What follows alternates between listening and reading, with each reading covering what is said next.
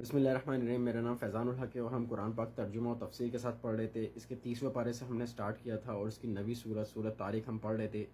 اس کی 8 آیت ہم پڑھ چکے ہیں، آج نویں آیت سے ہم سٹارٹ کریں گے۔ بسم اللہ الرحمن الرحیم۔ یوم تبلی السرائر، جس دن تمام چھپے ہوئے رازوں کی جانچ پڑتال ہوگی۔ فما لہ من قوت ولا ناصر، تو نہیں ہوگی کسی انسان کے لیے کوئی طاقت اور نہ ہوگا اس کا کوئی مددگار۔ والسماء ذات الرجع، قسم ہے اس آسمان کی جو بارش برساتا ہے وقفے وقفے سے۔ والارض ذات الصدع، اور قسم ہے اس زمین کی جو پھوٹ پڑتی ہے۔ یعنی آسمان سے بارش ہوتی ہے اور بارش کی وجہ سے نباتات زمین کو پھاڑتے ہوئے اگ آتے ہیں۔ یعنی آسمان اور زمین سے حقیقت پر گواہ ہے کہ یہ قرآن قول فیصل ہے۔ انہ لقول فصل، یہ قرآن قول فیصل ہے۔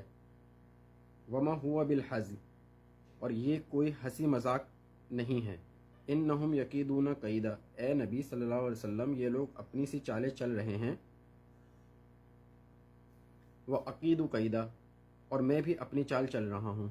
یعنی جیسے سورہ بنی اسرائیل میں فرمایا گیا وبالحق انزلناہ وبالحق نزل، اور اس قرآن کو ہم نے حق کے ساتھ نازل کیا ہے اور یہ حق کے ساتھ نازل ہوا ہے یقیناً۔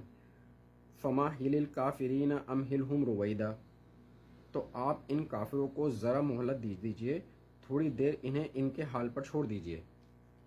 یعنی ابتدائی مکی دور کی صورتوں میں حضور اکرم صلی اللہ علیہ وسلم کے لیے یہ ہدایت بہت تکرار کے ساتھ آئی ہے کہ آپ صلی اللہ علیہ وسلم ان لوگوں کے لیے جلدی نہ کریں، ان کے بارے میں تھوڑی دیر انتظار کریں۔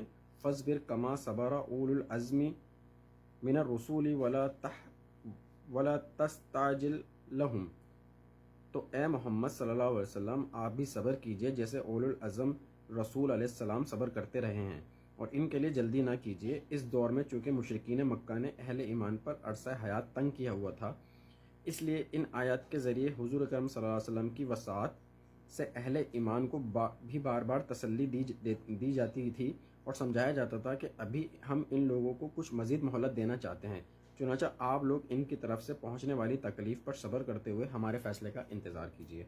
صدق اللہ العظیم۔